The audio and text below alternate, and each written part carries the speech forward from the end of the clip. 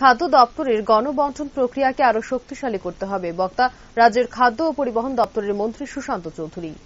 মূলত রাজ্য সরকার 2018 সালে রাজ্যে প্রতিষ্ঠিত হওয়ার পর খাদ্য দপ্তর প্রক্রিয়াকে কিভাবে উন্নতি সাধন করা যায় তার জন্য সরকার গত 5 বছর ধরে কাজ করে গেছে, যার ফলে রাজ্যের আপামর জনতা যারা রয়েছে তারা সকলেই খাদ্য দপ্তরের গণবণ্টন প্রক্রিয়ার মাধ্যমে রেশন থেকে চাল, ডাল, আটা সহ আরো অন্যান্য খাবার সামগ্রী পেয়েছেন। রবিবার খাদ্য দপ্তরের একটি মিটিং সাংবাদিকদের মুখোমুখি হয়ে এই কথাগুলো বলেন দপ্তরের মন্ত্রী সুশান্ত চৌধুরী। তার পাশাপাশি তিনি আরো বলেন, 2023 সালে দ্বিতীয়বারের মতো রাজ্যে বিজেপি সরকার ক্ষমতায় আসার পর খাদ্য দপ্তরের গণবণ্টন প্রক্রিয়াকে আগের তুলনায় আরো বেশি মাত্রায় কিভাবে আপামর জনগণের মধ্যে পাইয়ে দেওয়া যায় তার জন্য দপ্তর ও সরকারের উদ্যোগে ইতিমধ্যে বেশ কয়েকটি পদক্ষেপ গ্রহণ করা হয়েছে, যার মধ্যে উল্লেখযোগ্য হল গুঁড়ো মশলা অর্থাৎ ধনে, মরিচ, টারমারিক সহ এই 4 ধরনের মশলা নির্দিষ্ট সাবসিডাইজ পদ্ধতিতে আপামর জনগণের জন্য দেওয়া হবে, যার শুভ সূচনা করা হবে আগরতলা রবীন্দ্র শতবার্ষিকী ভবনে আগামী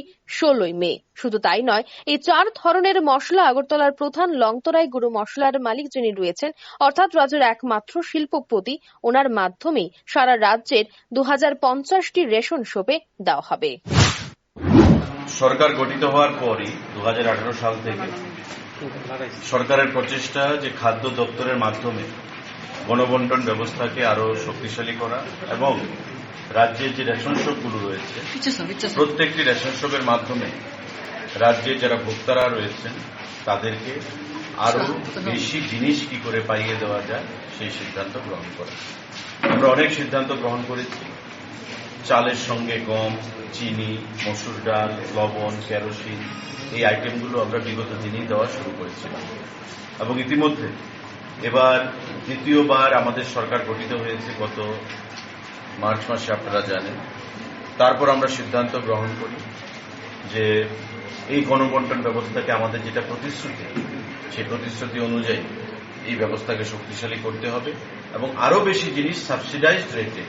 রাজ্যের মানুষকে আমরা পৌঁছে দেব। তার জন্য যে সাবসিডাইজড রেটে যে গুঁড়া মশলা, আমাদের স্পাইসেস রেশন শপের মাধ্যমে ধনে, মরিচ, আমাদের টারমারিক, বিভিন্ন ধরনের 4 ধরনের আমাদের গুঁড়া মশলা আমরা আগামী 16 তারিখ মাননীয় মুখ্যমন্ত্রীর হাত ধরে আগরতলা রবীন্দ্র ভবনে তার শুভ সূচনা করব এবং আমাদের রাজ্যেরই যিনি